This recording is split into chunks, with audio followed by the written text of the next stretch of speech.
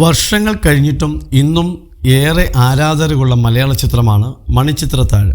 1993 മലയാള സിനിമയിലോ Indian സിനിമയിലോ കണ്ടിട്ടില്ലാത്ത ഒരു അസാധാരണ പ്രമേയമായിരുന്നു ഈ ചിത്രം കൈകാര്യം ചെയ്തത്.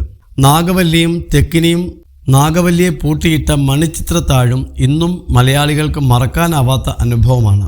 1993 മധു മുട്ടം എഴുതി ഫാസിൽ സംവിധാനം ചെയ്ത സിനിമ റിലീസാവുന്നത്. മലയാളത്തിൻ്റെ പ്രിയ സംവിധായകരായ CB മലയിൽ, പ്രിയദർശൻ, സിദ്ദിഖ് ലാൽ എന്നിവരും ആ സിനിമയുടെ ഭാഗമായിരുന്നു. മലയാളത്തിലെ ഏറ്റവും മികച്ച സൈക്കോളജിക്കൽ ഹൊറർ ത്രില്ലറായി കണക്കാക്കപ്പെടുന്ന ചിത്രത്തിൽ മോഹൻലാലും ശോഭനയും സുരേഷ് ഗോപിയുമായിരുന്നു പ്രധാന കഥാപാത്രങ്ങളെ അവതരിപ്പിച്ചിരുന്നത്.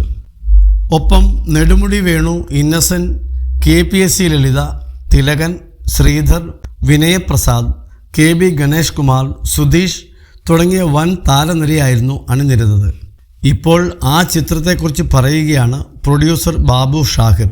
ജിഞ്ചർ മീഡിയ എൻ്റർടൈൻമെൻറ്റിന് നൽകിയ അഭിമുഖത്തിൽ സംസാരിക്കുകയായിരുന്നു അദ്ദേഹം. സത്യം പറഞ്ഞാൽ മണിച്ചിത്രത്താഴിൻ്റെ ആദ്യത്തെ കഥ ചാത്തനേറിൻ്റെതായിരുന്നു. വലിയ ഒരു തറവാടിൻ്റെ അകത്ത് രാത്രി ആരൊക്കെയോ വന്ന് കല്ലെറിയുന്നുണ്ട്. അതുകൊണ്ട് ആ വീടിൻ്റെ പരിസരത്തു കൂടെ ആരും പോകാൻ പാടില്ലെന്നാണ്. അവിടെ പ്രേതമുണ്ട്, പിശാചമുണ്ട് എന്നൊക്കെയാണ്.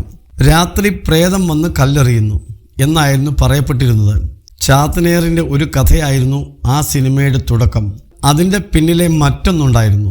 ആ തറവാട്ടിലെ വില കൂടിയ ഉൽപ്പന്നങ്ങൾ നെടുമുടി വേണുവിൻ്റെ ആ കഥാപാത്രം വിൽപ്പന നടത്താൻ കൊണ്ടുപോകുന്നതാണ്.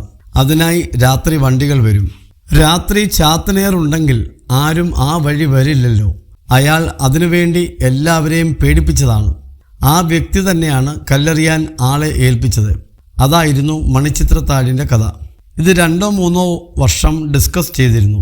ഫാസിൽ സാറും ഞങ്ങളും ക്യാമറാമാനും ആർട്ട് ഡയറക്ടറും എല്ലാവരും ചേർന്നാണ് ആ ഡിസ്കഷൻ.